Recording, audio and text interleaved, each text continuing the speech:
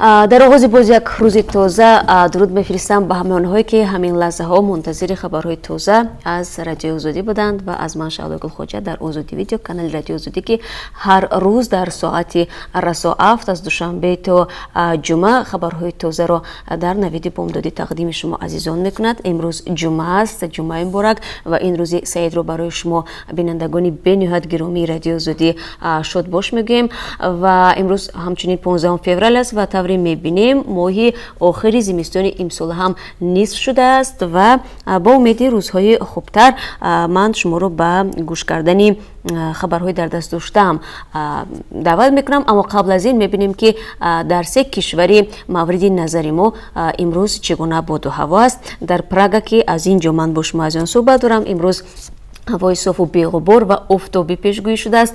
انتظار می رود که حرارت سنج در دوام روز 11 درجه گرمی رو نشان بدهد، یعنی ما در پراگ هوای بهاری داریم.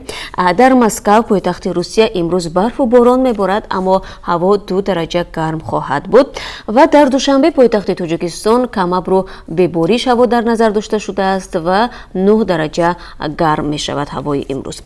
و اکنون میبینیم که چه خبرها هست. اکرام جمعه‌زاده رئیس پیشین دادگاه نهایی عینی ولایت سوخت با جرم رشوه‌گیری به 7 سال زندان محکوم شده است. در این باره محمد میرزازاده اجرا کننده وظیفه رئیس دادگاه ولایت سوخت روز 14 فوریه در نشست مطبوعاتی خبر داد. او گفت حکم جمعه‌زاده را دادگاه عالی تاجیکستان صادر کرده است. رئیس پیشین دادگاه نهایی عینی تابستان سال گذشته از طرف ماموران آژانس ضد فساد دستگیر شده بود. مقامات او را در 2 حالت به گرفتن تقریبا $800 عیبدار کردند، اما بعضی از منابع مبلغ رشوه را $16,000 شمرده بودند. قرار برکناری اکرام جمعه‌زاده از مقام رئیس دادگاه نهایی عینی روز 30 ایول صادر شد. سبب برکناری او را رئیس جمهور امام رحمان صادر نمودن کرداری دانست که شأن و اعتبار سودی را پست میزند. مسئله بازداشت اکرام جمعه‌زاده بعد آن داغ شد که در شبکه‌های اجتماعی از احتمال آزادی و یا برعکس بد شدن وضع سلامتی او در سیزهای رقم 2 خوجند خبرها پنگ گردیدند. مصاحبان رادیو آزادی میگویند حال جمعه‌زاده بعد بازداشت و وقتی بردن به دوشنبه در آباد شده به حالت بیهوشی افتاده بود. بعداً او را در بیمارستان تبابت کردند. حکم اکرام جمعه‌زاده مورد اجرا قرار گرفته است و حالا او در زندان ادای جزا میکند، گفت اجرا کننده وظیفه رئیس دادگاه ولایت سوخت. خب نگاه میاندازیم به پایتخت تاجیکستان. مقامات مرکز شهر بخطر میگن که در سال 2018 از حساب جریمه های قانون شکنی در روزهای دوشنبه بیش از 30 میلیون سومانی جمع آوری شده است. پلکونیک میلیسا ابراهیم رحمانزاده روز 14 فوریه در نشست خبری وزارت امور داخلی تاجیکستان به خبرنگاران گفت فقط در 1.5 ماه سال جاری بیش از 2 میلیون سومانی از این حساب جمع کرده شده است. این مسئول مرکز شهر بخطر افزود که در حدود شهر دوشنبه 200 چهارراه وجود دارد. در 74 چهارراه 855 کامراهای نظارتی و دیگر کامراها گذاشته شده است.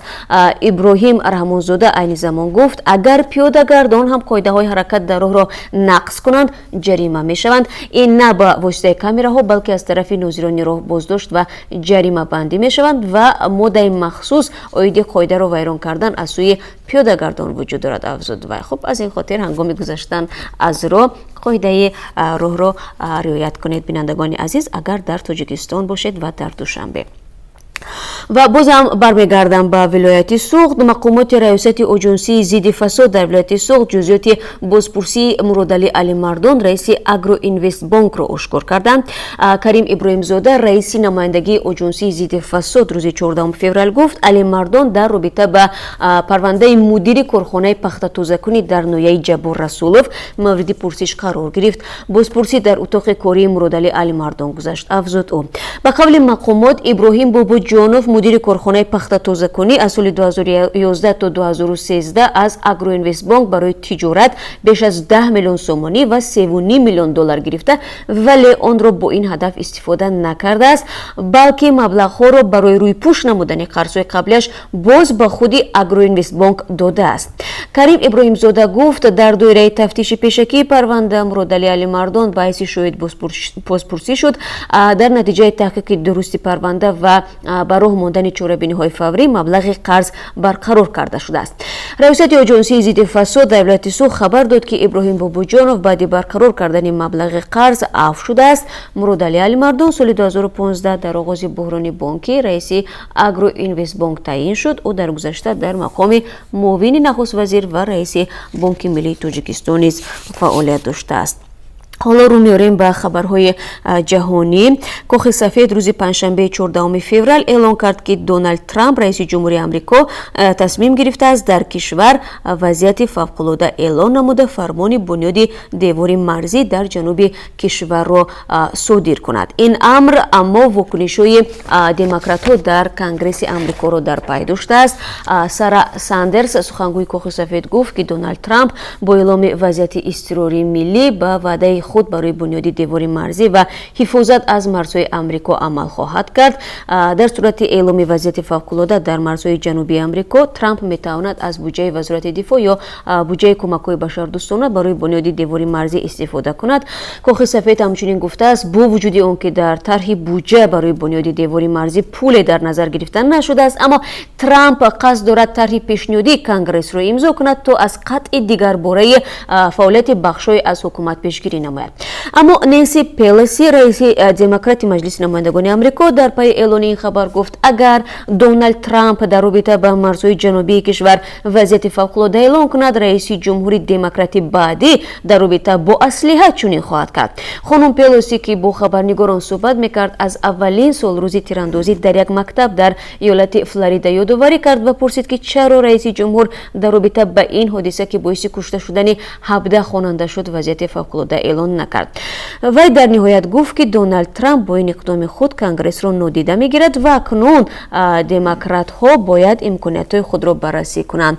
Ва бояд гуфт ки дар сурати эъломи вазъияти фавқулода дар марзҳои ҷанубии Амрико Трамп метавонад аз буҷаи вазорати дифоъ ё буҷаи кӯмакҳои башардӯстона барои бунёди девори марзӣ ки аз ваъдаҳои интихоботии ӯст истифода намояд. Толибон гуфтанд ки рӯзи 18 феврал дар чаҳорчӯби музокироти сулҳи Афғонистон дар Покистон бо намояндаи Амрико дидору гуфтугӯ мекунанд, вале мақомоти департаменти давлатӣ гуфтанд ки ҳанӯз даъватномаи ширкат дар нишастро дастрас накарданд. сухангӯи Толибон Забиҳулло Муҷоҳид рӯзи 13 феврал гуфт ки мулоқоти онҳо дар Исломобод мегузарад ва дар 2 ҳафтаи баъдӣ, ин яъне 25 феврал қарор аст дар Қатар музокироти дуҷониба барпо шавад. Дар ҳоле ки мо эълони Толибонро шунидем, ҳанӯз барои ширкат дар ин нишаст даъватномаи расмӣ дарёфт накардаем, гуфт сухангӯи департаменти давлатӣ. Сухангӯи Толибон гуфт ки ҷониби онҳо инчунин қарор аст бо нахуствазири Покистон Имрон Хон барои баррасии фаротари равобити миёни Покистону Афғонистон дидору гуфтугӯ кунанд. Музокироти сулҳи миёни Амрико ва Толибон дар моҳҳои охир бештар шудааст. ва як хабари дигари ҷаҳонӣ дар пайи бомбгузории мардталабона ки ҳаёти 44 афсари полиси нима низомии Ҳиндустонро дар вилояти Кашмир аз байн бурд, Ҳиндустон аз Покистон талаб кард ки як гурӯҳи даҳшатафкани давлати исломиро маҳв кунад. рӯзи 14 феврал чанд соат баъд аз ҳамлаи мардталабона вазорати корҳои хориҷии Ҳиндустон аз Покистон даъват кард ки дастгирии террористон ва гурӯҳҳои террористиро ки аз хоки Покистон ҳамчун пойгоҳ барои ҳамла дар кишварҳои дигар истифода мебаранд мутаваққиф кунад. бомбгузории Кашмирро гурӯҳи даҳшатафкани давлати исломӣ бо номи ҷайши Муҳаммад бар уҳда гирифтааст ки қароргоҳаш дар Покистон аст. мансабдорони амниятӣ мегӯянд бомбгузори мардталаб мошини саршор аз маводи таркандаро ба корвони полиси нима низомӣ равона карда ба автобусе ки низомиёнро интиқол медод бархӯрд. дар ин ҳодиса камаш 20 нафари дигар ҷароҳат бардоштанд. бозам бармегардем ба хабарҳои Тоҷикистон. Нусратулло Давлатзода раиси кумитаи андози Тоҷикистон гуфт ният дорад аз фурӯшгоҳҳои электронӣ низ молиё ситонад. Давлатзода рӯзи 14 феврал дар нишасти матбуотӣ гуфт Русия аз соли 2014 160 ширкати хориҷиеро ки тавассути платформаҳои Google, Apple, Facebook, Microsoft, eBay, AliExpress ва Yahoo ба фурӯши фитаву китобҳо ва маҳсулот машғул буд андоз бастааст. تنها در 8 ماه سال گذشته از این حساب به بودجه روسیه 7.9 میلیارد روبل وارد کرده است. به این دلیل به گفته او کمیته مالیات به حکومت تاجیکستان پیشنهاد کرده است انداز بستن شرکت‌های خارجی که مشغول فروش‌های الکترونی هستند به مقصد موافق میباشد. این تجربه که دیگر کشورها علاقه استفاده میکنند و چرا ما از آن استفاده نکنیم گفته است او. کشورهای خارجی از امکانات‌های بیشتر برای غنی کردن بودجه خود برخوردارند ولی باز هم از این راه نیز استفاده میکنند. این مقامداری توجیک و ازبکستان نیت دارد در تاجیکستان استحصال یخدان‌های ارتل سازد. در این باره روز 12 فوریه رئیس کمیته دولتی سرمایه‌گذاری و اداره اموال دولتی تاجیکستان فروخ همرالی زاده خبر داد. به گفته وی در حال حاضر مسئله تأسیس کارخانه در دوشنبه بررسی می شود. همرالی زاده گفت محصولات شرکت ارتل که چند سال پیش وارد بازار تاجیکستان شد خریداری زیاد پیدا کرد. رئیس کمیته سرمایه‌گذاری تاجیکستان میگوید سرمایه‌گذاران ازبکستان بیشتر به بخش کشاورزی و مرغ پروری توجه دارند. این در حالی است که ماه سپتامبر سال 2018 در شهر اوش قرقیزستان کارخانه مشترک ازبکی و قرقیزی ارتل تأسیس شد. ارتل در شهر اوش ماشین‌های جمع‌شویی استحصال می‌کند. خب بینندگان عزیز چون معمول در این قسمت صحبت یعنی در پایان صحبت نگاه می‌اندازیم به بازار کاروی اسعار خارجی برای امروز که از سوی بانک ملی معین شده است. $1 9.43 درهم، 1 یورو 10.69 درهم و 1000 روبل روسی 140.80 درهم است. یعنی نسبت به چند روز پیش قرب روبل روسی پایین تر آمده است. و بینندگان عزیز تشکر برای آنکه در این طول بیش از 10 دقیقه ما را تماشا کردید. من شما را در دوام روز باز چند مرتبه دیگر منتظر می شوم در پخش مستقیم خبرهای تازه و همین گونه در برنامه خبری. اما تا آن دم فرستادن عکس و نوار و یا ویدیوهای جالب خود را طریق وایبر و واتساپ با رقم 420 724 05 66 81 فراموش نکنید. در صورت دریافت مواد ما حتما با شما تماس میگیریم. روزی خوب داشته باشید و تا ملاقات بعدی.